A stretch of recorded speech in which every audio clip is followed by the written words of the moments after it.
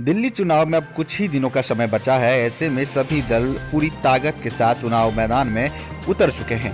BJP ने star प्रचारक सपना चौधरी को भी इस मैदान में उतारा है, लेकिन एक चुनावी सभा को संबोधित करते हुए सपना चौधरी का एक वीडियो सोशल मीडिया में तेजी से वायरल हो रहा है।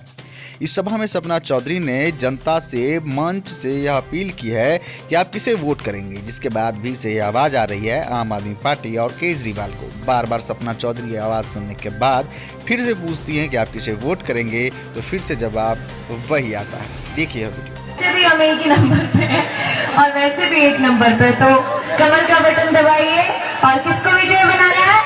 केजरीवाल को। किसको? केजरीवाल। वैसे एक ही बात है, अजय जी को बनाएंगे, मोदी जी को बनाएंगे, तो दोनों एक ही बात है। जिसको चाहे वोट कर दो, चाहे मोदी को लेके वोट कर दो।